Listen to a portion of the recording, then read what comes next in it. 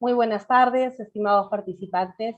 Tengan todos ustedes la más cordial bienvenida a esta sala de Zoom del programa Terrorismo Nunca Más de la Oficina de Participación Ciudadana del Congreso de la República.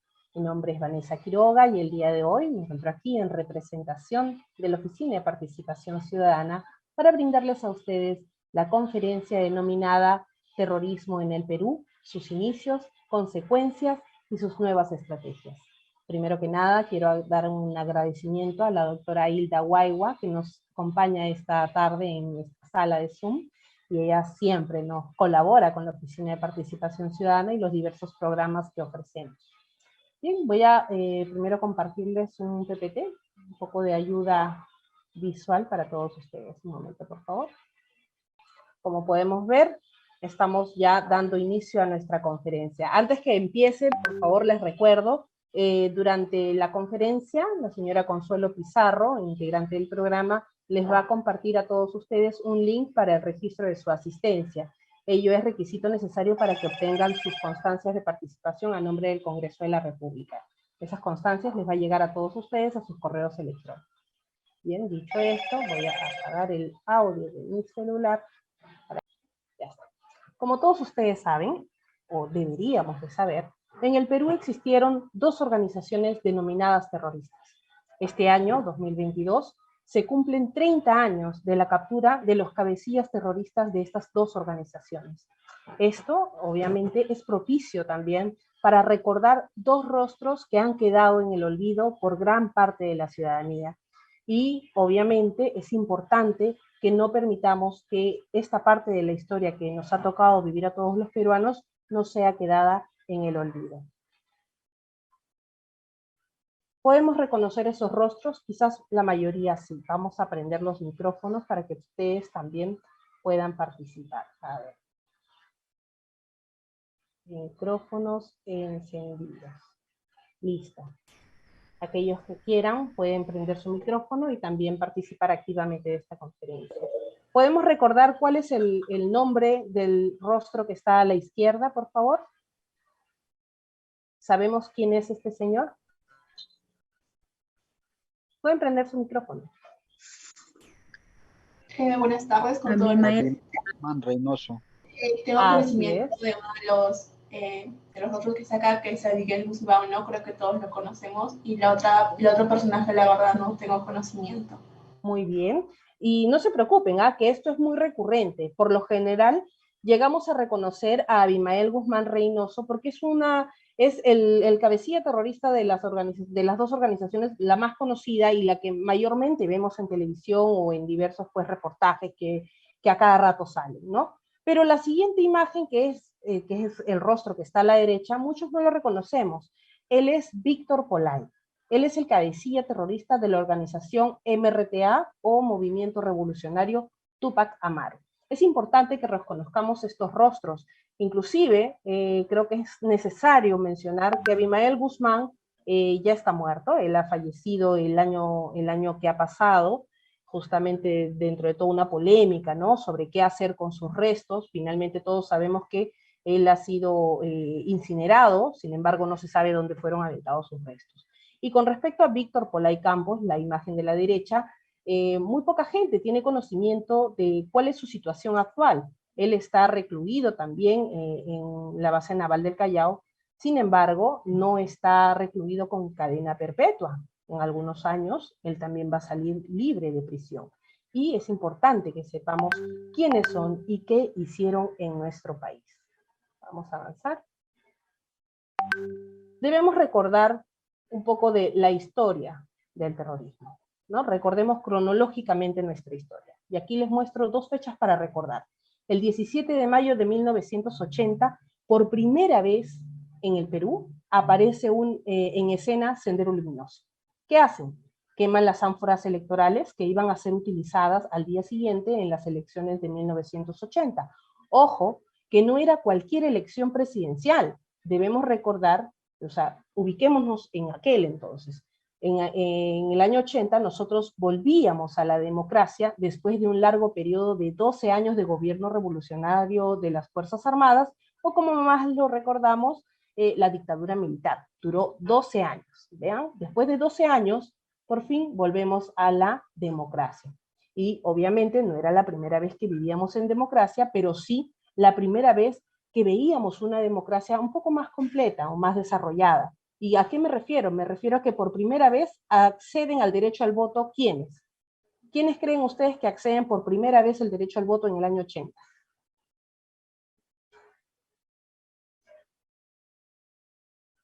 A ver.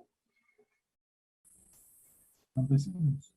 Los campesinos, las mujeres, muy bien, respuestas correctas. Por primera vez en ese año 80 en el Perú, los campesinos, es decir, los iletrados en su gran mayoría, y las mujeres podíamos tener el derecho al voto, ¿no? Era la primera vez que ocurre esto. Y en esta primera elección democrática, como la conocemos, es que se levanta en armas Sendero Luminoso. Inclusive, hay que mencionarlo, ¿no? A esa fecha la llaman el famoso ILA, que significa el inicio de la lucha armada. Esta es una fecha celebrada por Sendero Luminoso y por sus seguidores, ¿no? Sendero Luminoso llega donde el campesino y le dice al campesino, toma tus armas, lucha con nosotros, el Estado te está haciendo pobre, el Estado no te da acceso a la salud, no te da acceso a la educación, tomemos las armas, lleguemos al poder y cambiemos esta historia. Y claro, como hasta suena bien, muchos se unieron a la causa. Sin embargo, algo que a muchos jóvenes hoy en día no les cuentan o no les dicen, es que a ninguno de estos campesinos lo estaban invitando a formar parte de esta mal llamada revolución del campesinado, sino que lo obligaban. ¿Y qué pasaba cuando el campesino decía, no, no quiero participar de esto, yo quiero estar tranquilo con mi ganado, con mis tierras, con la agricultura a la que me dedico? ¿Qué pasaba cuando el campesino decía que no quería participar? Lo mataban. Y lo mataban de la peor de las maneras, con piedra, machete, cuchillo, con sus propias herramientas de agricultura, de una manera increíble.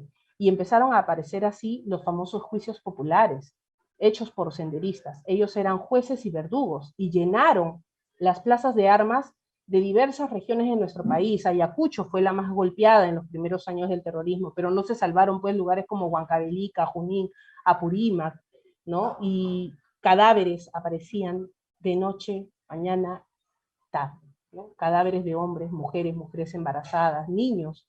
Solo importaba hacer saber que no les pesaba la mano. O te unías a la lucha o morías. Ellos tenían un dicho, o estás con la revolución o estás en contra de la revolución. ¿Y por qué hacían todo esto? ¿Por qué asesinaban? ¿Por qué masacraban a los campesinos que no querían unirse a su revolución? ¿Por qué se estaba dando esta revolución? O mejor dicho, ¿cuál era el objetivo de Abimael Guzmán con esta organización de Sendero Luminoso? Su objetivo era llegar al poder, por medio de las armas, no por la vía democrática. ¿Y llegar al poder para qué? Para instaurar un nuevo modelo, un socialismo, supuestamente, que finalmente, como ya conocemos, todo socialismo termina en el comunismo. ¿Te imaginas vivir así? Qué fea época, ¿no? Era horrible. Tú salías a la calle y de pronto apagones, coches bombas, voladuras de torres de alta tensión. Igual quisiera mencionar aquí que a pesar de que el primer atentado ocurrido en Chukchi, Ayacucho, con la quema de ánforas electorales, igual fuimos a elegir a nuestro presidente. ¿Alguien recuerda o sabe quién es el presidente del Perú 1980? A ver, prende su micro y nos lo dice. Y si se equivocan, no importa, la idea es que aquí aprendamos. Presidente del Perú 1980. Vamos, vamos. No se preocupen, que si se equivocan, no pasa nada. La idea es aprender. Belaúnde. Belaúnde. Excelente, muy bien, chicos. Belaúnde Terry ingresa en su segundo periodo de gobierno y llega al Estado, o mejor dicho, llega al poder en un momento en el que, número uno, salíamos de una dictadura de 12 años. ¿Ah? Las Fuerzas Armadas estuvieron en el poder y había una dictadura, ¿no? Entonces el Estado se tenía que reestructurar, reorganizar. Y no solamente era eso, sino que durante esos 12 años hubo muchas acciones que cambiaron grandemente al Perú, ¿no? ¿A qué me refiero? Por ejemplo, el cierre de las empresas privadas, ¿no? Se nacionalizaron ciertas empresas, hubo también represión a los medios de comunicación, ¿no? Un Estado que no era para nada lo que conocemos al día de hoy, ¿no? Y entra Belaúnde Terry a gobernar un país en esas condiciones, y que para colmo, en el interior del país, se vive pues una pobreza extrema, una gran desigualdad, que creo que todos tenemos conocimiento de ello, y justamente esto pues sirvió como un caldo de cultivo para este levantamiento en armas de Sendero Luminoso, ¿no? Entonces, es más, yo creo que es necesario que ustedes lo sepan. El mismo día en que Belaúnde Terry da su primer mensaje a la nación, es decir, el día en que asume el cargo, ese mismo día volaron una de las torres de alta tensión, la primera torre de alta tensión volada por Sendero Luminoso. ¿Mm? ¿Y dónde? En Apurímac. Entonces esa información también tenemos que reconocerla, recordarla. ¿Se imaginan vivir así? Años 80, volvemos a la democracia, pero aparece Sendero Luminoso, que empieza a llamar a los campesinos a tomar las armas, a llegar al poder por medio del terror, de la zozobra. Uy, ahí me están escribiendo, señora Consuelo, que no se puede acceder al link de inscripción. A ver si podemos verificar ello, por favor, para que no tengan ningún inconveniente los jóvenes. Sí, lo estoy viendo, parece que estuviese cerrado el formulario. Ya, esperamos unos momentitos, ahí la señora Consuelo le va a dar solución al tema. Bien. Y empezábamos a vivir de esta manera. Los primeros años del terrorismo eran años terribles, años muy difíciles, que se atentaba contra comunidades enteras. Para el año 84, para colmo, como ustedes lo pueden ver ahí, como si el pueblo lo pidiera, aparece el MRTA, proclamando la llamada revolución del proletariado. ¿A quiénes se dirigía ellos? A los obreros, a los trabajadores, ¿no? Con el objetivo, decían, de mejorar, de lograr mejoras para el sector obrero, los trabajadores, ¿no? Los derechos laborales, ¿no? Y atentaban contra instituciones del Estado. ¿Qué año? En el año 84. Estoy hablando, miren, recordemos estas fechas históricas. 1980 aparece por primera vez en escena peruana Sendero Luminoso con el atentado de Chuquicha y Ayacucho. 4 años después, como si el pueblo lo pidiera, aparece el MRTA. ¿En dónde? Aquí en Lima, en el distrito de Villa El Salvador, quemando explosivos frente a una comisaría en Villa El Salvador, ¿no? Y mientras que Sendero, en el interior del país, atentaba contra nuestros campesinos, contra comunidades, contra aquellas personas que podían ser incluso los líderes dentro de estos campesinados, el MRTA atentaba aquí en Lima contra instituciones del Estado, llámese comisarías, municipalidades. Luego incluso empezaron a hacer secuestros selectivos muy famosos en los años 80 y 90. Te secuestraban, te metían en un hueco de 2x2 y hasta nombre le pusieron, los llamaron las cárceles del pueblo, las llamaban así, ¿no? ¿Quién iba a querer vivir en un país así? Empezamos a migrar, vivimos un éxodo de peruanos, muchos jóvenes empezaron a huir del país porque aquí simplemente no se podía vivir, no se podía invertir, no podías tener una vida tranquila y en paz. Es más, para ya inicio de los años 90, tú salías a la calle y tu papá, tu mamá te decían, hijo, no salgas a la calle, y si sales a la calle y tú ves un auto estacionado y no tiene tripulante, vete por otro lado porque podía ser un coche bomba. De esa manera vivíamos. Y el Perú era un país, al igual que hoy en día, un país rico en cultura, rico en cosas para mostrar al mundo. ¿Pero por qué no había turismo? Por el terrorismo que había. ¿Acaso en aquellos años no cocinábamos, no teníamos la mejor gastronomía como ahora lo tenemos? Sí lo teníamos, sino que el gran problema del terrorismo nos trajo mucho retraso, muchos problemas que realmente nos hicieron retroceder, ¿no? No había inversión extranjera. Los demás países incluso hablaban a diario de cómo nos matábamos entre peruanos. Esta no era una guerra convencional, ojo, no era una guerra convencional en la que un país le declara la guerra a otro país y ambos están uniformados y se van a luchar a las afueras donde no hay ciudadanos. Así no era la situación. Aquí teníamos una etapa de terrorismo. Esto no era una lucha armada, ni mucho menos una guerra popular. Lo que se vivió en el país fue terrorismo. Sendero Luminoso actuaba de manera incógnita, se camuflaban entre la población. El MRTA por lo menos utilizaban una ropa característica, se vestían de manera militar, pero utilizaban una banda que podía ir en el brazo, que podía ir también en el cuello, unas pañoletas que tenían con el símbolo del MRTA, ¿no? A ver, vamos a ir pasando aquí. Algunas fotografías, porque una imagen vale más que 1000 palabras, aparecían así, ¿no? Las pintas, viva la lucha armada, en las calles, en rojo. Pintaban de rojo las paredes con el símbolo de la hoz y el martillo. Este es el local que fue quemado. Ahí está este campesino enrollando lo que quedó de un póster de Belaúnde Terry. Vean, tenemos esta imagen tan terrible de Lucanamarca, un día domingo de iglesia, donde 69 campesinos fueron asesinados a sangre fría y ninguno de ellos murió por bala. Ojo, ellos murieron con corte de machete, cuchillo. Es más, el primer testigo en llegar al lugar de los hechos testificó o declaró que habían víctimas de 2 y 3 años de edad a los que les habían quemado las caras y las manos con agua hirviendo. Pueden ustedes encontrar esos testimonios en la web. Es más, son testimonios recogidos por la misma Comisión de la Verdad y Reconciliación. Al lado derecho van a ver toda esta fila de ataúdes que están marchando hacia su sepulcro más formal, ¿no? En la parte de abajo tenemos un bus, el bus de los húsares de Junín, que fue también uno de los primeros atentados realizados aquí en Lima. Tenemos también ahí un coche bomba explotado en nuestro país.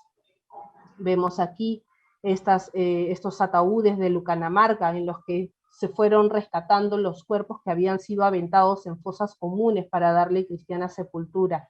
En esta imagen del lado derecho también vemos una iconografía sobre lo que eran los juicios populares, en los que se asesinaba a campesinos que estaban en contra del Sendero Luminoso por simplemente el hecho de estar en contra de él, ¿no? Y ahí veíamos pues jóvenes, hombres, mujeres que eran asesinados incluso delante de sus propios hijos. Eran una barbarie total. Tenemos ahí cómo iban apareciendo cadáveres en los pueblos, en las calles, y que decían con un cartelito, así mueren los soplones. Vivimos esa época de esa manera. Vemos esta imagen del policía descolgando un perro asesinado, colgado de un poste, con palabras en chino que decía, así mueren los soplones también, ¿no? 2 décadas de dolor y terror nos dejó Sendero Luminoso. Y vimos estos atentados, ¿no? Que yo ya les iba mencionando. El primero ahí que aparece Lucanamarca, 69 campesinos asesinados. El genocidio en Soras, donde robaron un bus de la empresa de Soras y pasaron por diversas comunidades y terminaron asesinando en un solo día a 104 personas. Tenemos ahí el atentado del bus de los húsares de Junín realizado en el centro de Lima, o el gran coche bomba que soltaron frente a Canal 2 de televisión. ¿Qué hicieron? Se robaron un bus de la Marina, le amarraron un ladrillo al acelerador y lo soltaron frente a Canal 2. Solito se iba, ¡pum! Voló todo. Así vivimos en aquella época. Inclusive hasta recordar el último de los atentados recordados, ¿no? Por el Sendero Luminoso como un coche bomba soltado frente al centro comercial El Polo. Esto fue el 20 de marzo del 2002. Murieron 9 policías, 6 civiles. Hubo más de 16 heridos y obviamente pues 25 inmuebles destruidos. De todos los atentados perpetrados por Sendero Luminoso y el MRTA, en el año 92 recordamos mucho, claro, la del Canal 2 de televisión, que ya les he mencionado. Recordamos el asesinato de María Elena Moyano, que María Elena Moyano era una mujer dirigente vecinal de Villa El Salvador. Es más, de hecho, ella era de izquierda, ¿no? Pero ella alentaba a los comedores populares, trabajaba, hacía mucha labor social en el distrito de Villa El Salvador, y cuando llega Sendero Luminoso a querer cobrar una especie de cupos para integrarse dentro de estos comedores populares y que también pues estos comedores apoyaran a la causa de Sendero, es ahí donde María Elena Moyano dice, no, un momentito, con esta gente no se metan, ¿no? Y empieza ella a salir a las calles a reclamar, a marchar en contra del Sendero Luminoso. Por ello, un 15 de febrero del año 92, ella se encontraba en una pollada, estos profundos que realizan, y la asesinan. La mataron a balazos frente a sus hijos y además, por si fuera poco, le pusieron cartuchos de dinamita en el cuerpo y le hicieron explotar. El día del entierro de María Elena Moyano, miles de personas acompañaban a su féretro. 2 días después de su entierro, dinamitaron el lugar donde ella había sido enterrada. Imagínense esa barbarie, esa salvajada. El 16 de julio del año 92, en Tarata, en Miraflores, Sendero Luminoso colocó un coche bomba cargado con media tonelada de dinamita y anfo. Miren, media tonelada de dinamita y anfo. Ninguna carga pequeña.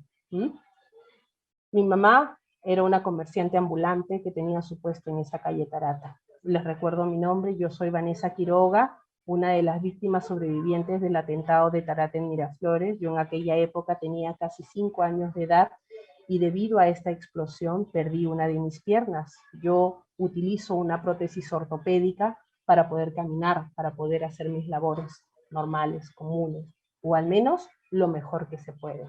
Pero en mi caso, yo he quedado viva, quizás mutilada, con una parte de mi cuerpo, pero ¿cuántas personas han fallecido en tantos y tantos atentados? Mi mamá era una comerciante, como les digo, tenía su carretita ahí en la calle Tarata, y ese día, cerca de las 9 de la noche, ya cerraba su negocio para irnos a casa. Yo estaba con ella, no tenía mi mamá con quien dejarme, y eso de las 9 de la noche ya empezaba a cerrar el negocio para irnos, cuando de pronto hubo una explosión. Y yo recuerdo fragmentos de aquel día, ¿no? Yo recuerdo que después de la explosión, yo la cojo a mi mamá fuerte de la ropa, porque ella seguía guardando para irnos, y de pronto mi mamá grita, ¡coche bomba, coche bomba! Y corrimos hacia el frente, hacia la avenida Larga, que es una calle contigua, y en el transcurso de correr, salir huyendo, detona la bomba, la carga explosiva más grande, ¿no? Esto fue un coche bomba cargado con media tonelada de dinamita, pero fueron 2 explosiones, una carga más pequeña y una carga más grande. Ya estando corriendo hacia la avenida Larco, yo recuerdo que mi mamá estaba pegada a la pared, yo sentada a su costado, un tío que nos acompañaba ese día, y yo miro a mi mamá hacia arriba y le jalo de la ropa, y le digo, me pica la pierna. Sentía una picazón intensa. No me dolía, ojo, me picaba muy fuerte. Y yo veo hacia abajo y ya vi todo negro, y mi mamá me cuenta, ¿no? Que ella me levanta y me pone en los brazos del tío que nos acompañaba y le dice a él, llévatela al hospital y yo me quedo en Tarata.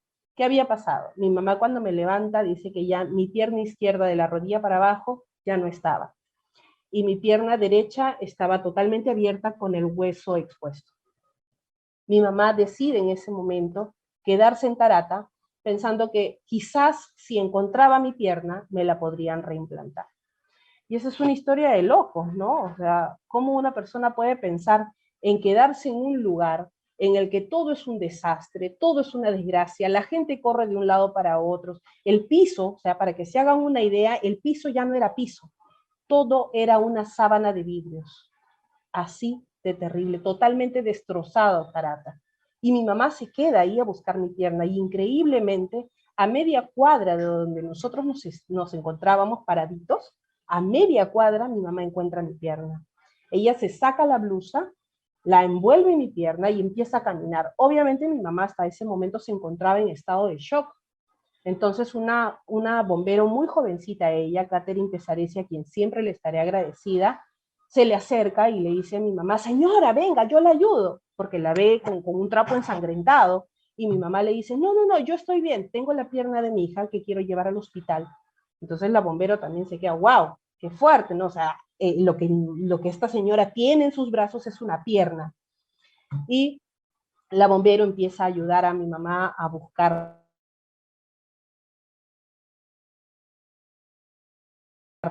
empieza a llamar por radio, a ver, ¿dónde hay una niña de 5 años sin una pierna y la otra pierna rota, ¿no? Y le dicen que estoy en el hospital Casimiro Ulloa. Se dirigen hacia ese hospital y casi 3 cuadras antes de llegar al hospital no podían seguir avanzando por la cantidad de gente que buscaba a sus familiares. Y es que así era cada atentado de Sendero Luminoso. Movía a un montón de personas. ¿Cuánta gente en sus casas, en sus hogares, escucharían la noticia del atentado en Tarata y la gente desesperada saliendo a la calle a buscar en los hospitales a sus familiares? Y no sé si ustedes de repente les habrán contado, les habrán comentado, pero en aquella época cuando tu papá llegaba tarde, tu mamá llegaba tarde a casa y no tenías la opción de poderlos llamar por teléfono, ¿qué es lo que hacíamos por lo general? O los íbamos a buscar a los hospitales o los íbamos a buscar a las comisarías, o los íbamos a buscar desgraciadamente, y aunque ustedes no los crean, en la morgue. Así nos tocó vivir, y todo el Perú vivió esto. No solamente atentados en Lima, estoy hablando de Ayacucho, Huancavelica, Junín, Apurímac. La cantidad de atentados que hubo en nuestro país es increíble. Y no solamente atentados cometidos por Sendero Luminoso y el MRTA, porque aquí también la idea no es tapar el sol con un dedo.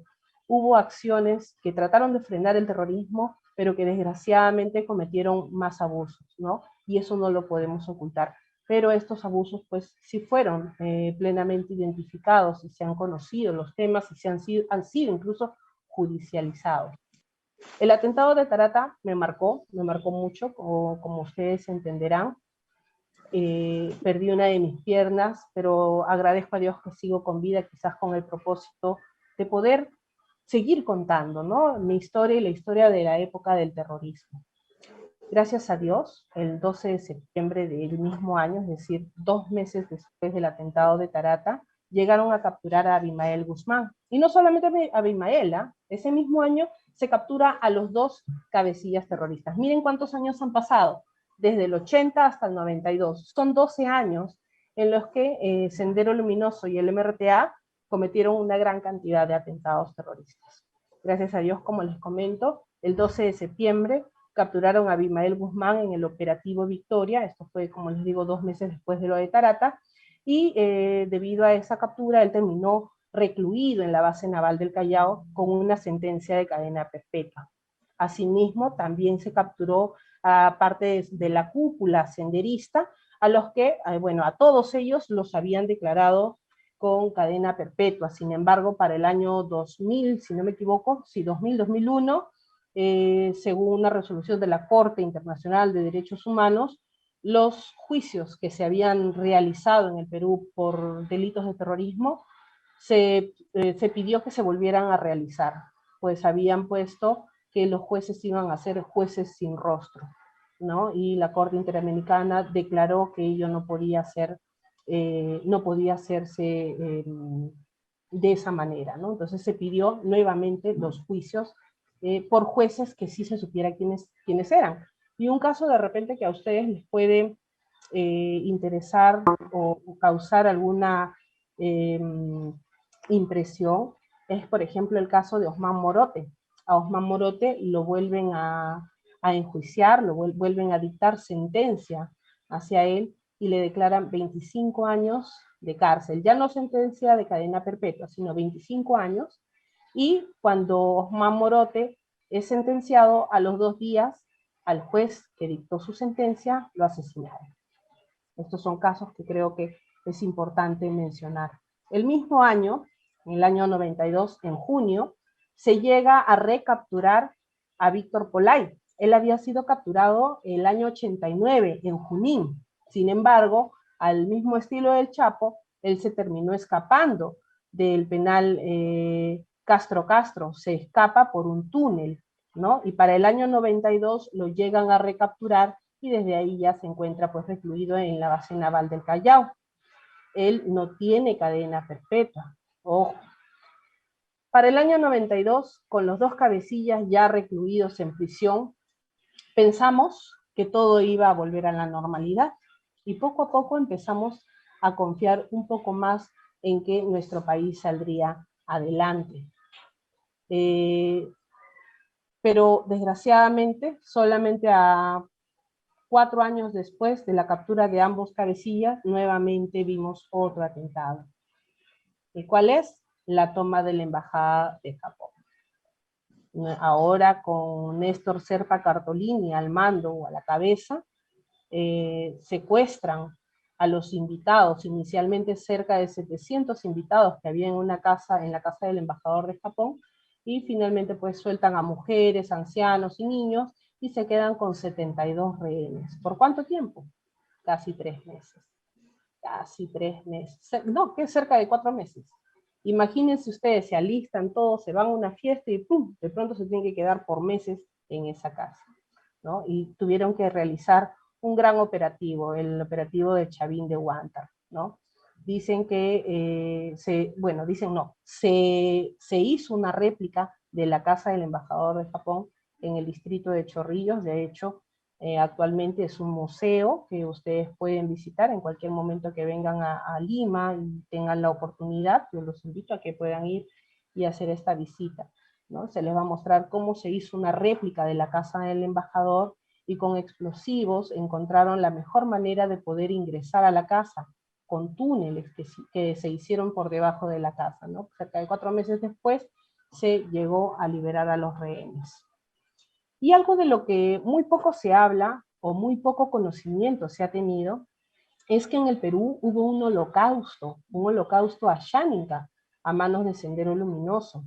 Por ejemplo, aquí podemos ver, el 11 de noviembre del 2014, se encontraron fosas comunes en Junín, donde se encontró unos 800 cuerpos de víctimas del terrorismo. En su mayoría, estos eran nativos, machiguenguas y asháninkas.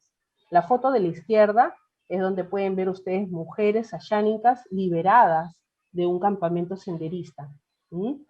Esto ha sido gracias pues a la operación militar del ENE. Realmente crímenes que nosotros no teníamos conocimiento, ¿no? Crímenes cometidos contra la población ashánica en la selva y son poco conocidos. Sin embargo, este pueblo fue uno de los grupos étnicos más golpeados durante el periodo del terrorismo. De acuerdo con la Comisión de la Verdad, se dice que el 10% de su población pereció. Miren, y cerca de unos 10.000 ashánicas fueron obligados a desplazarse.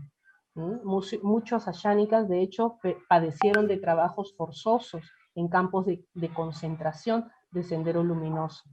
Los senderistas habían establecido los comités populares o comités de base en lugares de difícil acceso de la selva central. Se trató de verdaderos campos de concentración, ubicados obviamente pues en zonas alejadas de los ríos y en posiciones altas, desde donde tenían una mejor vigilancia y no podían ser pues capturados. La idea era que no pudieran ser detectados desde los helicópteros y las lanchas de las Fuerzas Armadas.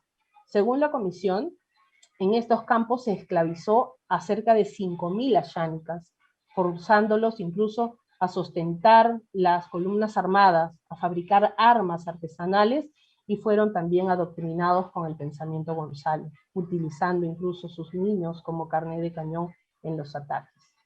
Esta parte de la historia peruana, desgraciadamente, poco se conoce. Y como no podemos olvidar, también la otra organización terrorista, que es el MRTA, cometió diversos atentados, con el sobretexto, como ya lo había mencionado, de luchar por los derechos de los trabajadores. Ellos iniciaron su mal llamada revolución del proletariado, al mismo estilo pues de Castro, ¿no? Atentaron por primera vez el 22 de enero del año 84, dinamitando, como les había mencionado, una comisaría en Villa El Salvador. Ellos son los creadores de las cárceles del pueblo. Ahí metían a sus rehenes, como pueden ver en esa foto de la izquierda, en un hueco casi de 2x2, al que le llamaban cárceles del pueblo, y metían ahí a sus rehenes, que en su mayoría eran empresarios, prósperos, diplomáticos o políticos. Son los autores de la masacre de Tarapoto, también llamada la Noche de las Gardenias, ¿no? En la que se metieron en una discoteca y asesinaron a muchos jóvenes, cerca de 16 jóvenes que fueron asesinados simplemente por el hecho de pertenecer a los grupos de LGBTI, ¿no? Esta es una situación que no podemos olvidar. También tenemos ahí el asesinato del general López Albújar. Lo asesinaron de 30 balazos cuando estaba saliendo de su casa para su trabajo. Esto fue el 9 de enero de 1990.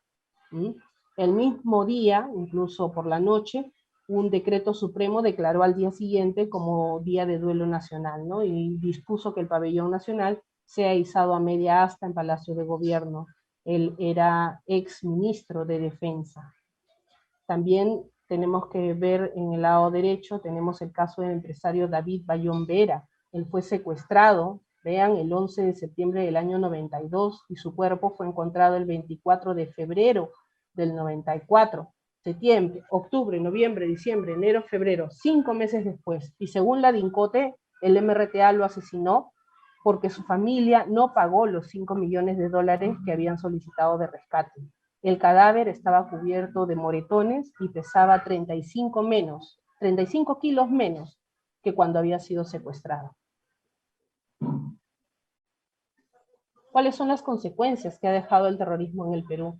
Y en este caso solamente estamos hablando o mencionando consecuencias numéricas, ¿no? Cerca de 70.000 muertos, indica la Comisión de la Verdad, pero aún al día de hoy siguen apareciendo diversas fosas comunes donde fueron aventados miles de cuerpos de campesinos en la época del terrorismo. Según la Comisión de la Verdad, fueron cerca de 132.000 niños que quedaron huérfanos a causa del terrorismo. Vean las cifras, 132.000 niños huérfanos, niños que no sabían ni siquiera por qué habían asesinado a sus padres, que perdieron a su padre y a su madre y ni siquiera se enteraron del por qué.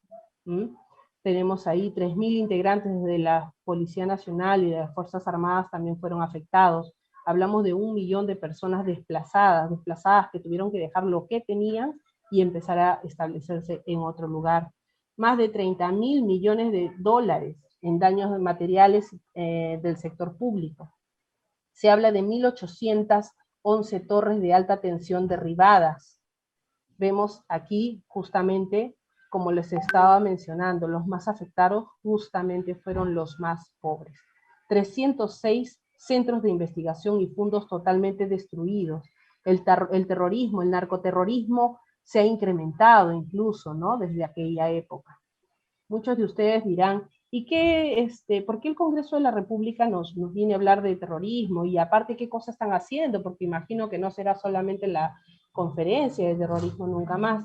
Y en efecto, el Congreso de la República también dentro de sus funciones de legislación, ellos, mejor dicho, los congresistas han venido trabajando en la lucha contra el terrorismo y se han sacado diversas leyes, por ejemplo, la ley que tipifica el delito de apología al terrorismo. No sé si ustedes recuerdan, hace algunos años atrás la gente salía a marchar a las calles con una banderola, por ejemplo, de Abimael Guzmán, ¿no? O alabando el pensamiento Gonzalo, o gente que hablaba de liberen a Abimael Guzmán, liberen a los diversos cabecillas terroristas que se encontraban en prisión, ¿no? Entonces, ese tipo de marchas también ya fueron tipificados dentro del delito de apología al terrorismo. Ya no vemos esas actuares. También se ha sacado la ley que fomenta la cultura de paz y no violencia en la educación básica. Estamos hablando de que en los textos escolares se está incluyendo la parte de la época del terrorismo también como buscando fomentar la cultura de paz, ¿no? Desde el rechazo a la violencia, venga de donde venga. También dentro del Congreso de la República se han declarado como héroes de la democracia a los comandos de la Operación Chavín de Huántar. Miren cuántos años después, ¿no? Más de 20 años después de su actuar, por fin el Estado peruano los declara héroes, al igual que a los del grupo GEIN, ¿no? Los que lograron la captura de Abimael Guzmán, un trabajo de cerca de 2 años. Sí, se eliminó el curso de filosofía, me dice Kevin, sí, efectivamente. En el pasar de los años se han tomado muchas decisiones. Los congresistas buscan la mejor manera de lograr que las currículas básicas de la educación básica regular se vayan actualizando, ¿no? Y tengo entendido que hay un proyecto de ley que pide volver a dictarse el curso de filosofía en los colegios. Todo depende de a qué acuerdos lleguen dentro de las diversas comisiones. También tenemos una ley que impide postular a cargos públicos a sentenciados por terrorismo, y esta me parece que es una ley muy importante, ¿no? Que está vigente en nuestro país. A ver, vamos a ver, acá tenemos otro cuadrito. Tenemos una de las últimas leyes que se declaró también fue la ley que declara Saxamarca y sus anexos cuna de la rebelión contra el terrorismo para la pacificación nacional. Tenemos la ley que establece como requisito para prestar servicios en el sector público no tener condena por terrorismo, apología del delito de terrorismo y otros delitos, entre ellos corrupción, obviamente, ¿no? También tenemos la ley que garantiza que el Estado cobre las reparaciones civiles a los condenados por terrorismo. Esta no es una ley, por el momento se encuentra en el formato de orden del día, ¿no? Estamos esperando a que el Congreso, pues, lo llegue a aprobar en el Pleno y que este sea también promulgado por el Presidente de la República. Tenemos también la ley, que esta sí es ley que prohíbe la afiliación a organizaciones políticas a personas que hayan sido sentenciadas por terrorismo. y así diversas leyes que se han ido sacando a través de los años. Tenemos aquí el reconocimiento que se le hizo a los defensores de la democracia, y muchos de ustedes se preguntarán, a ver, la conferencia se llama Terrorismo en el Perú, sus inicios, consecuencias y las nuevas estrategias. ¿A qué nos referimos con las nuevas estrategias? Y hablamos de los remanentes de Sendero Luminoso. Muchos de ustedes dirán, ¿y qué pasó? Si, a ver, capturaron a Abimael Guzmán y es más, ya está muerto, capturaron a Víctor Polay, se acabó el MRTA, ¿por qué seguimos hablando de terrorismo? ¿Y qué sucede? Que en el interior del país, Sendero Luminoso todavía tiene sus rezagos terroristas, que ahora están aliados con el narcotráfico. Hoy en día, pues al mando de Quispe Palomino, de Víctor Quispe Palomino. Como ustedes pueden ya de repente haber conocido, los senderistas sí declararon abiertamente que habían sido derrotados, ¿no?, en las armas en el año 92. Sin embargo, no han sido derrotados de manera ideológica. Y les comento, para el año 2000 teníamos más de 10.000 sentenciados por terrorismo en las cárceles, en las diversas cárceles del Perú. Para este año 2022 tenemos menos de 300 personas sentenciadas por terrorismo en prisión.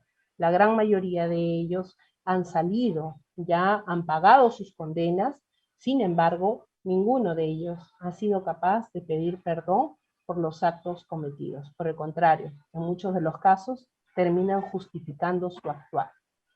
Y incluso hay una organización política conocida como el brazo político de Sendero Luminoso, que es el Movadef. Y el Movadef, ¿por qué se habla tanto del Movadef y su alianza con los senderistas? Porque el Movadef es una organización que tiene como ideología principal el pensamiento Gonzalo. Muchos de ustedes dirán, ¿y qué es el pensamiento Gonzalo? Esta es una conferencia que trata de más que nada de informar y sensibilizar a jóvenes como ustedes que no han vivido la época del terrorismo. Pero no hablamos mucho de las ideologías, porque para hablar pues de ideologías hay que tomar mucho más tiempo, hay que explicar mucho más a fondo, ¿no? Pero ustedes sí pueden irse informando sobre esto. ¿De qué hablaba Abimael Guzmán? Abimael Guzmán hablaba pues del marxismo, del leninismo, del maoísmo, ¿no? Incluso llega a viajar a China y ve cómo cómo en China se ha formado todo un imperio al mando de Mao, ¿no? Con la fuerza del campesinado, y ve pues a campesinos marchando todos igualitos, y que el Estado está pues representado por un solo omnipotente, en este caso Mao. Y Abimael Guzmán, dentro de estas ideologías comunistas, trata de hacer una ideología comunista para el Perú en sus propios términos. Como él no era Mao, no era Lenin, no era Marx, le pone un nombre. Como ustedes sabrán, Abimael Guzmán tenía pues el apelativo de Gonzalo. Él era el camarada Gonzalo, pero no solamente era el camarada Gonzalo, sino que también era el presidente Gonzalo. Él se hacía llamar el presidente Gonzalo. Ahí nos pone Carlos la cuarta espada, efectivamente, ¿no? Se hablaban de tres espadas, las tres espadas del comunismo, ¿no? Marx, Lenin y Mao. Pero como ya lo dije, Abimael Guzmán no era ni Marx, no era ni Lenin, no era Mao. Y él pues tenía que hacerse ver como el omnipotente, el Dios, el superpoderoso. Entonces él se hace llamar presidente Gonzalo. Y a su ideología, a este pensamiento que él tiene, lo hace llamarse pensamiento Gonzalo. ¿Mm? Y ese pensamiento Gonzalo, el mismo pensamiento Gonzalo que dice que no se puede llegar al poder si no es por las armas, que el campesino no merece el precio de una bala, el campesino tiene que ser asesinado con sus propias herramientas de agricultura, lo dice su propio pensamiento Gonzalo. Y inclusive hace un mapeo de lo que se tendría que hacer con el Estado de llegar al poder, ¿no? Entonces todas estas situaciones las vemos en el pensamiento Gonzalo. Y quienes nos hablan mucho del pensamiento Gonzalo y lo alaban y lo apoyan y incluso lo justifican, justamente el Movadef. Aquí estamos. A ver, no me quiero pasar todavía al Movadef, un momentito. Y ustedes dirán, pero en el Braem, los valles de los ríos Apurímac, Ene y Mantaron, se encuentran los remanentes de Sendero Luminoso. Pero no están solamente pues aquellos que quedaron en los años 90, 92, porque se imaginan cuántos años han pasado. Si estarían solamente ellos, pues sería un grupo que ya estaría muy reducido. Pero ellos no se han quedado con los brazos cruzados, sino que han seguido haciendo su campaña de ideologización, ¿no? Han seguido formando a jóvenes desde muy temprana edad con respecto a la ideología del pensamiento Gonzalo. Y vamos a ver, por ejemplo, quiero mostrarles un pequeño video, no sé si ustedes ya hayan conocido, en la zona del Braem están los famosos pioneritos, niños que en su mayoría o han sido secuestrados de sus casas o sus madres han sido obligadas a dar hijos para la mal llamada revolución, ¿no? Y que estos niños son formados pues no con juguetes, no con enseñanza de aprender a leer, escribir, sumar, restar, o no pueden jugar tranquilamente, sino que son niños que son obligados a cargar un fusil, son obligados a cantar versos sobre la ideología del pensamiento Gonzalo, que hablan de marxismo, leninismo, maoísmo, teniendo solo 7 u 8 años, que levantan el puño como fieles marxistas, fieles comunistas, ¿no? Y crecieron efectivamente, como lo dice David, crecieron con el pensamiento Gonzalo. Yo les quiero mostrar un pequeño videito, a ver, vamos a dejar de compartir y comenzamos a compartir. Voy a mostrarles un pequeño videito para que se hagan una idea, porque muchas veces, como lo mencionan, ¿no? Una palabra, perdón, una imagen vale más que 1000 palabras. Ya está abierto, vamos a compartir.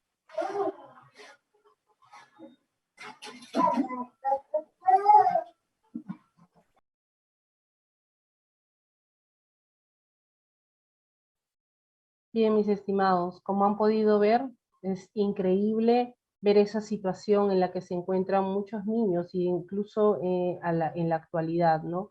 Yo encontré inclusive, hay un reportaje que realiza Canal 2 de televisión dentro de la zona de Braem, justamente a los niños pioneritos, ¿no? Y a mí me sorprende mucho cuando en un momento a todos estos niños los forman, ¿no? Los hacen formar en una fila y empiezan a decir, ¿no? Yo soy Carlos, tengo 8 años, Juan, tengo 7 años, Luis, tengo 6 años, ¿no? Y se ve así toda una filita de niños, la mayoría de entre 6 y 9 años, ¿no? Y son camaradas, ¿no? Y cuando terminan de pasar estos niños, que los hacen pedir, les piden que digan sus nombres y sus edades, pasa un adulto, ¿no? Y el periodista le pregunta, ¿y tú cuántos años en la lucha, en la revolución? Y el muchacho le dice, yo toda mi vida, ¿desde qué edad? Cuando yo tenía 3 años. A mí me trajeron aquí cuando yo tenía 3 años. ¿Y qué edad tienes ahora? Yo ahorita tengo 26. ¿Mm? Y ese reportaje fue realizado hace, ¿cuánto? Fue en el 2009 o 2012, si no me equivoco. O sea, ya han pasado un montón de años. Y al igual que en los colegios, las universidades, salen promociones, de la misma manera, siguen saliendo promociones en el Brain a causa de estos señores remanentes de Sendero Luminoso.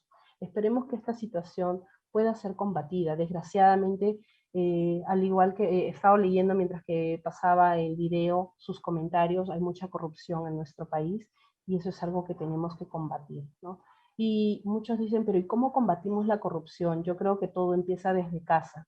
Tenemos que empezar a formar a nuestros hijos de una manera distinta. No sé si a ustedes les ha pasado, por ejemplo, que estaban en casa y tu papá, tu mamá, o sea, toda la vida te han dicho, decir mentiras es malo, ¿no es cierto? Creo que a todos nos han enseñado que mentir es malo.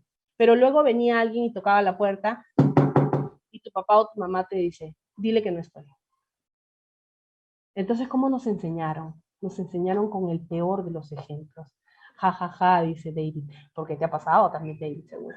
Bueno, la cosa está en que, ¿cómo podemos pedir que cambie nuestro país cuando nosotros de por sí no cambiamos? Hablamos de que, ay, sí, los corruptos, ay, sí, los mentirosos, ay, sí, que los que postulan a cargos públicos ofrecen el oro y el moro, y cuando ya están en el cargo público no cumplen.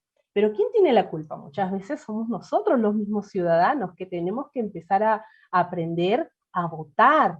Empecemos a investigar a quién le estamos dando nuestro voto, ¿no? ¿A quién llevamos al Congreso? ¿A quién llevamos a la alcaldía, a las regiones? Y yo les pregunto a ustedes, ¿ustedes han leído cuáles son las funciones del gobernador regional? ¿Cuáles son las funciones del concejal, del regidor? Ahí está el tema. Tenemos que también nosotros, desde nuestros lugares, desde nuestras tribunas, empezar a hacer cambios. Si queremos que nuestro país cambie, no podemos hacerlo solo criticando. Tenemos que también sumarnos a ese grupo de peruanos que el país necesita. Yo soy una persona muy idealista, quizás por todo lo que me ha pasado, qué sé yo, ¿no? Soy muy idealista y pienso que podemos cambiar muchas cosas desde donde nosotros nos encontremos. No necesitamos tener un cargo público para cambiar las cosas en nuestro país. Con nuestras propias acciones podemos cambiar mucho. A ver, vamos a seguir compartiéndoles mi PPT. Les pido, por favor, un poquito de paciencia.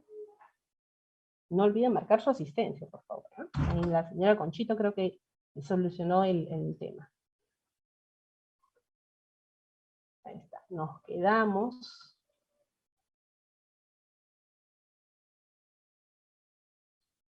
Y nos quedamos por aquí. Les estaba hablando, ¿no? De los niños pioneros en el Braille. Y también ya les había ido adelantando un poco sobre el tema de los brazos políticos de Sendero Luminoso, ¿no? Que son el Movadef o el FUDEP. Estos brazos políticos que tiene justamente en su mesa directiva a las mismas personas que acompañaban a Abimael Guzmán. Ahí podemos ver el abogado de Abimael Guzmán dentro del grupo de el Movadef. Y por todos lados, pues, ¿no? Negando que fuera una organización de Sendero Luminoso, desgraciadamente eso es algo que simplemente ya no se puede negar, ¿no? Inclusive, pues, el Movadef siguen recolectando firmas para pedir, por ejemplo, la amnistía de algunos de los presos que tienen en diversas cárceles. Ahora están recolectando 1 millón de firmas también, ¿no? Para inscribir al FUDEP como partido político. O también por ahí alguien me escribió sobre el caso Olimpo. Claro, ellos, el Movadef, son los que se reunieron en un local y ahí se vieron a muchas personas que estaban pues con, que habían sido sentenciadas por delito de terrorismo, que estaban concentrados en un centro hablando sobre el pensamiento Gonzalo y fueron detenidos. Este es el famoso caso Olimpo, que aún han sido ya liberados algunos, pero otros faltan ser liberados, y el Movadef pues les está haciendo la guerra ahí por la parte de los papeles, ¿no? De manera legal. Muchos de ustedes dirán, ¿y qué podemos hacer nosotros como peruanos para cambiar esta situación? ¿Qué podemos hacer nosotros en cuanto a la lucha contra el terrorismo? Yo creo que aquí me cabe mencionarles que a mí, por ejemplo, me recibió una generación en la que habían cochebombas, atentados, terroristas, y que o te volvías militar o policía o doctor o bombero para ayudar, ¿no? En lo que estaba sucediendo. Pero ahora la tenemos más fácil. Yo creo que si queremos luchar contra el terrorismo, simplemente nos queda decirle no a la violencia y a cualquier tipo de violencia, realmente a cualquier tipo de violencia. Y no hablamos solamente de la violencia que es pegar, tocar o castigar, no, también la violencia, una forma de violencia es la indiferencia, yo creo. Yo creo que la indiferencia también es una forma de violencia. Entonces tenemos que empezar a actuar de una manera distinta. ¿Y cómo podemos lograrlo? Yo creo que el Perú necesita construir una cultura de paz. Necesitamos construir una cultura de paz y promover la convivencia democrática. Esos momentos en los que se habla de divisiones, de los ricos y los pobres, los buenos y los malos, los blancos y los cholos, los negros y los rojos, eso tiene que terminar. Yo creo que es necesario y nosotros tenemos que incentivar que eso termine. Como jóvenes, creo que podemos hacer mucho para que cambie nuestro país. Yo creo que está en manos de todos nosotros y lo más importante es erradicar y rechazar todo acto de violencia.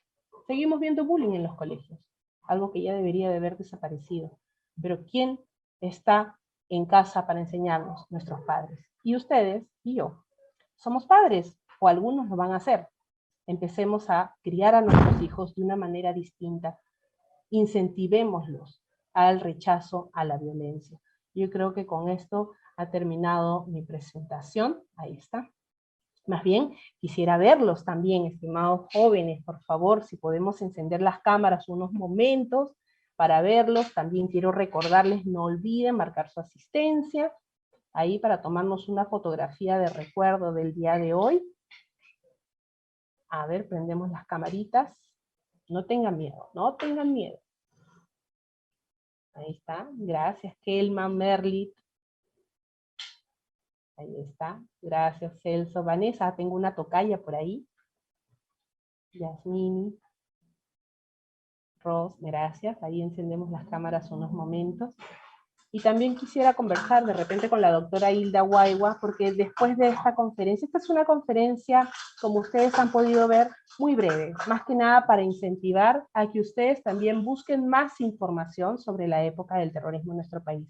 Como ustedes se habrán dado cuenta, este es un tema del que mucho no se habla, y es importante que llevamos este tema de conversación incluso a la casa, al hogar. Tenemos padres, tenemos tíos, tenemos hermanos mayores que han vivido directamente la época del terrorismo y que desgraciadamente muchos traumas que se quedaron en la memoria no los soltamos, no los contamos, porque a veces tenemos temor, ¿no? ¿Quién quiere hablar de cosas tristes? Por lo general nadie, pero hay una forma en que podemos empezar a sanar esas heridas, y es justamente contando a los demás lo que nos ha tocado vivir. Yo creo que es importante hacer eso también, y empecemos a sanar las heridas, pero sin olvidar, ¿no? Hay un dicho que dice, pueblo que olvida su historia está condenado a repetirla.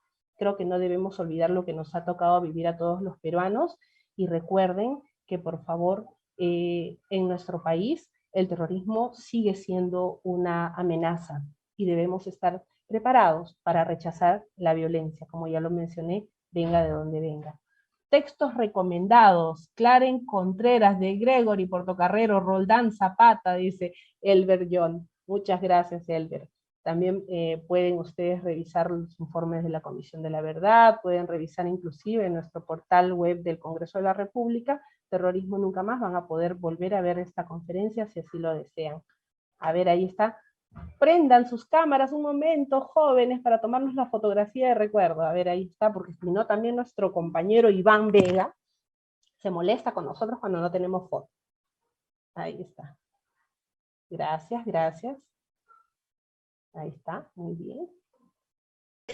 Señorita Vanessa, una consulta. Sí, claro, dígame. Sobre en este caso el atentado de Tarata, hay otra teoría que fue en este caso causado por la orden de Alberto Fujimori. No sé si usted tiene información acerca de esa teoría. Sí, yo la he leído, pero desgraciadamente es una teoría que nunca mostró ningún fundamento. Inclusive, revisé cuando se hizo el juicio del caso Tarata, al señor Abimael Guzmán le dicen, ¿no? Pero ¿por qué el atentado de Tarata en este lugar? Y Abimael como que despotrica en un momento y dice, yo no lo hice, en un momento, y luego en otro momento dice, el atentado estaba dirigido a los bancos. Entonces, ¿en qué quedamos? ¿No lo hizo o estaba dirigido a los bancos? ¿No? Y ahí nomás pues se cae. También está el hecho de la investigación que se llegó a realizar, se llegó a capturar a las personas que estuvieron, incluso los que pusieron el coche, el carro, el auto bomba. Yo estuve en uno de esos juicios. Yo era muy pequeña, obviamente tendría, en ese entonces cuando hacen el juicio yo tendría 13 o 14 años, y fui para escuchar, ¿no? ¿Por qué habían puesto este atentado, este coche bomba? Ya en algún momento tendré quizás la oportunidad de ir allá a Purímac y hacer este evento de manera presencial para contarles quizás un poco más de mi testimonio. Me tocó pasar por muchas cosas, pero realmente ha quedado mucho tema por descubrir, desgraciadamente, de la época del terrorismo. Como ustedes se habrán podido dar cuenta, textos hay un montón, pero en algunas ocasiones no sabemos si la información es fidedigna, es verdadera, es real. Entonces lo más recomendable siempre es leer de todo un poco. Leamos entrevistas, leamos periódicos de la época, preguntemos a nuestros familiares cómo era vivir en aquella época. Muchas veces más nos enteramos por lo que conversamos con nuestros padres que con lo que leemos en internet. Entonces también el pedido para ustedes es que lleven el tema de conversación de la época del terrorismo a sus hogares, ¿no? Y van a aprender muchísimo más incluso que leyendo cualquier texto. Gracias. El toque de queda para que no los asesinen. Sí, había un toque de queda establecido, ¿no? En el que la gente no podía salir a las calles, inclusive si salían a las calles, pues se encontraban o con Sendero, o con los militares, o con los policías. Así era en aquella época. Así es. Elber, adelante. Sí, maestra, saludar también su ponencia a usted y también saludar a los compañeros, estudiantes y colegas también presentes. En cuanto al proceso histórico que usted nos está comentando como testigo también de estos acontecimientos, usted también lo ha vivido, es que en realidad pues casi la gran mayoría de peruanos vimos o nos tocó perder a un ser querido. Así es. A quien le habla también perdió a un ser muy querido en el año 91 en un atentado terrorista que se dio en las lejanas tierras de Guasaguasi, en Tarmen, Junín. Entonces todos hemos perdido en la gran mayoría un ser querido en este conflicto, ¿no? En esta guerra, bueno, terrorismo, que en realidad tiene varias denominaciones, ¿no? Los investigadores incluso debaten sobre este tema. Ahora, decir también que señalar de repente que hubo mucho retraso en nuestro país, éramos uno de los más retrasados, ¿no? En cuanto se refiere a los años 80 y que eso trajo también como consecuencia el terrorismo, estaríamos afirmando que antes de los años 80 no hubo atraso. En realidad, económicamente nuestro país es un país con una dependencia económica desde su formación como república hace 200 años. Entonces, de que hubo atrasos incluso antes de los años 80. Incluso hasta proyectos fallidos pro-norteamericanos que gobiernos de turno impulsaron en la república y que fueron un fiasco y fracasaron y ahondaron más la crisis, como fue el caso del régimen velasquista en los años 70. Claro. Entonces, el tema es que cualquier error cometido por el gobierno fue utilizado, de hecho, como caldo de cultivo, ¿no? ¿Cómo lograron hacer que muchos campesinos se unieran a esta mal llamada revolución? Porque les hablaban con respecto a sus carencias, ¿no? El Estado te hace pobre, el Estado no te da acceso a la educación, el Estado no te da acceso a la salud.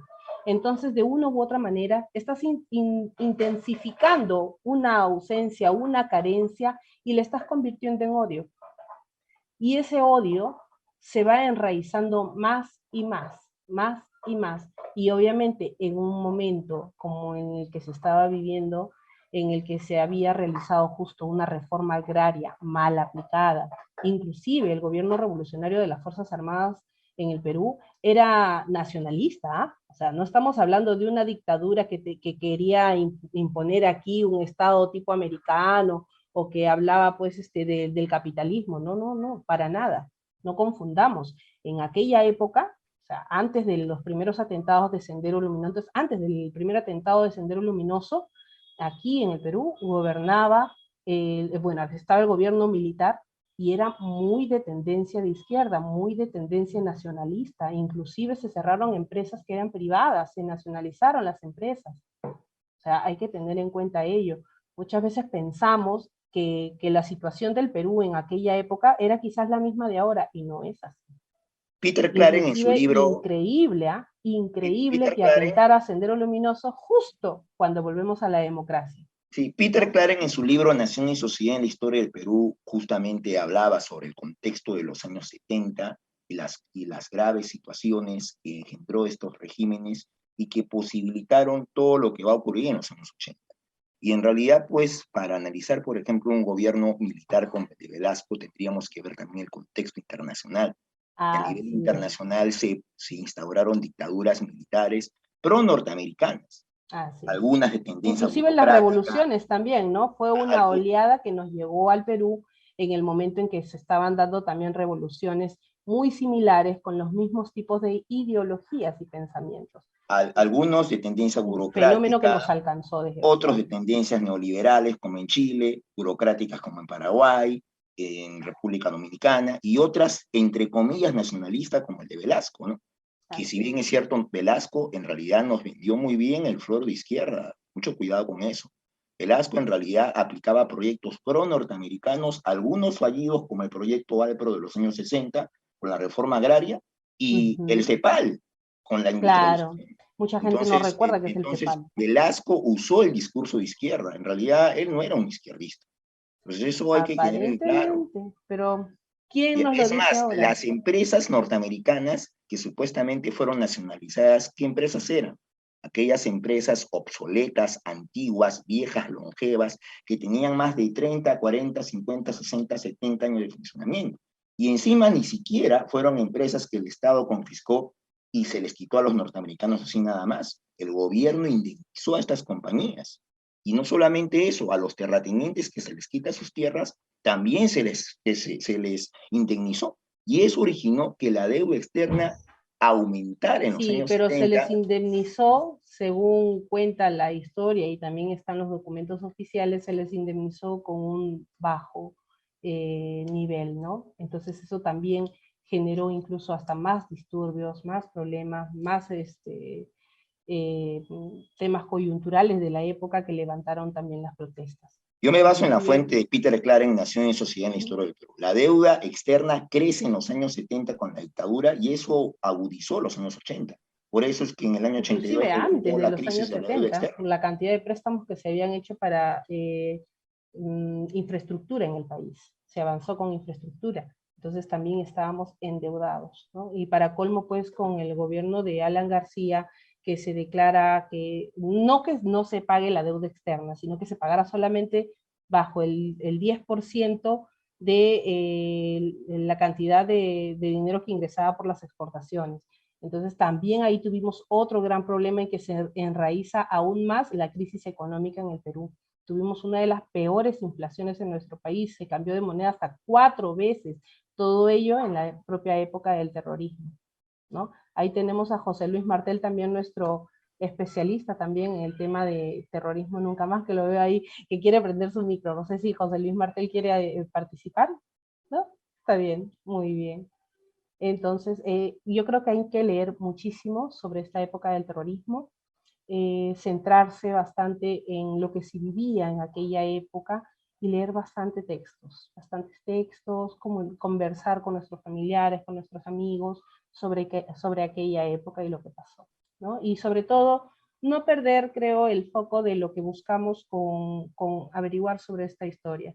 Creo que el foco, y comparto la idea del objetivo, joven que dice ahí, ¿no? El nacionalismo en realidad es una corriente burguesa, no es izquierda. Es más, bueno, si nos referimos a los textos clásicos del siglo XVIII, siglo XIX, es así. El nacionalismo es una corriente filosófica que nace en el seno de la burguesía. Sí, bueno, eso podría ser una postura, ¿no? Hay gente actualmente que no sabe qué significa liberal, que no saben qué significa Es más, progre, que incluso no hasta saben qué ahora hay significan todas personas, estas corrientes, ¿no? incluso hay personas que siguen creyendo que hubo comunismo.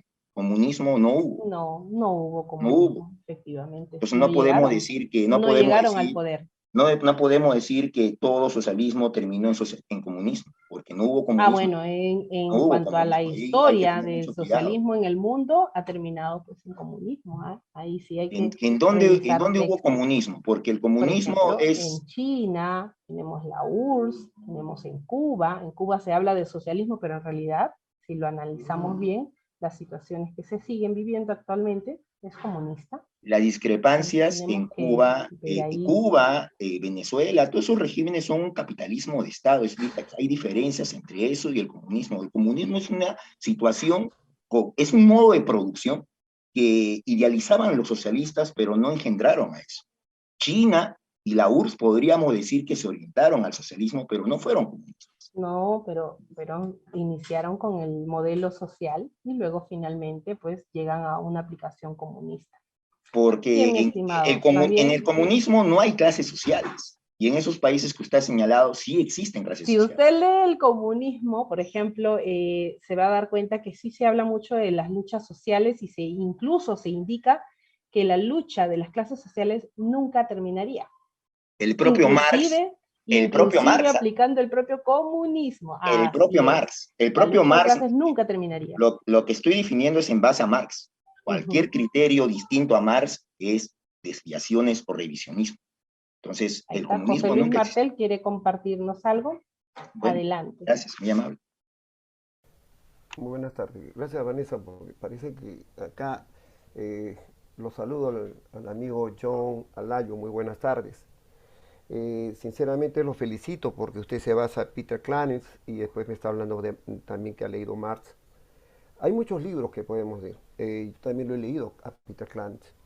Y aún más cuando habla de respecto a lo que usted dice que no era socialismo, no es comunismo. Hay contradicciones. Cada ideólogo o analista político tiene una posición no solamente ideológica, y a veces son filosóficas. Y cuando hablamos respecto a querer entablar un debate, eh, digamos, con la señora Vanessa respecto a ideologías, yo lo felicito a usted, señora Layo, que quiera de una manera u otra contribuir con su análisis respecto a las lecturas que ha tenido, en dar a entender que el comunismo no existe. Entonces, si el comunismo no existe, este, usted esté en el fondo, al haber pasado también ciertos problemas familiares por el terrorismo, es usted un fiel combatiente contra el terrorismo. O sea, usted predica la cultura de paz. Porque Clarence, dentro de toda su ideología y sus escritos, su mensaje era que no se estaba construyendo el comunismo como tal, porque el socialismo en el Perú nace en el año 1930. No nace el comunismo. El socialismo nace primero.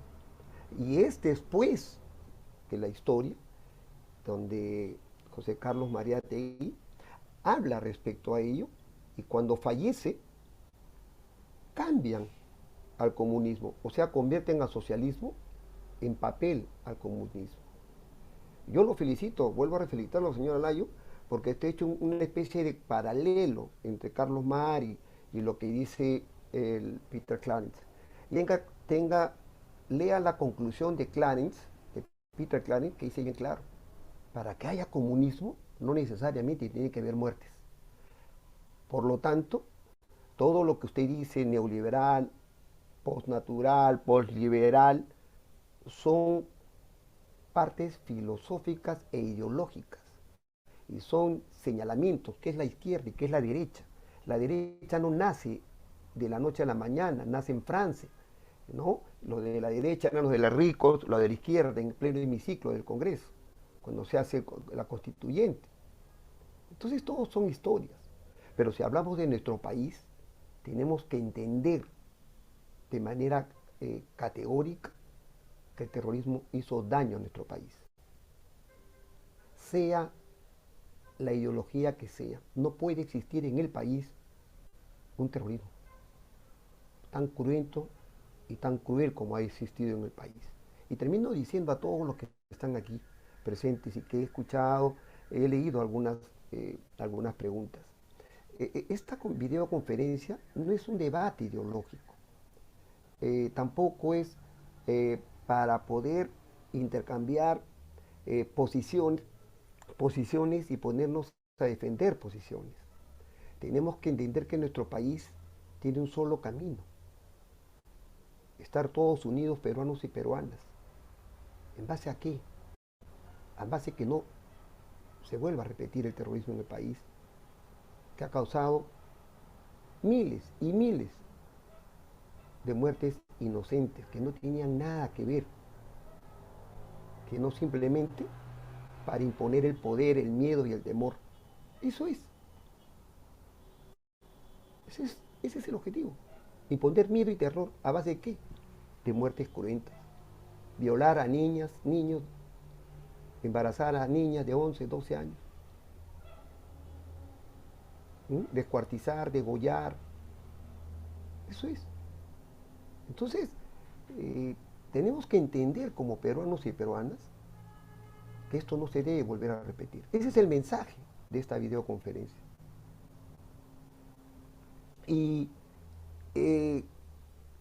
bueno, acá estoy leyendo también de Janet Heidi, la felicito porque están leyendo y están ingresando a Google y están, digamos, comparando lo que acaba de decir la señora Vanessa. No es cuestión de comparar tampoco, si es verdad o no es verdad. Lo importante que la señora Vanessa ha sido digamos, para mí, que ha contribuido a que ustedes comiencen a leer, a investigar qué es el terrorismo, lo que no sabían hasta ahora. Eso es lo importante también. La videoconferencia es académico, no es una cuestión personal, es académica, histórica y narrativa. Se investiga para esto. Y ahora ustedes están investigando y están comparando lo que yo digo o lo que dice la señora Vanessa. Y por eso felicito al señor Alayo, que está bien leído, ilustrado, culturalmente conoce el tema. Lo saludo a usted también, maestro. Muchas gracias por pintarme. No, Sí, Alayo, comparto también sus ideas, usted también, maestro. sí, yo lo sé, porque tú más que nada te has sido la conclusión de Peter Clarence. Y comparto eso, lo de Peter Clarence es clarísimo, eso es un analista, una persona que analiza y ha escrito y tiene su forma de pensar. Mar escribe y Mar también ve, es un capitalismo entre comillas, ¿no? Entonces tenemos que entender el fondo el objetivo de esta charla.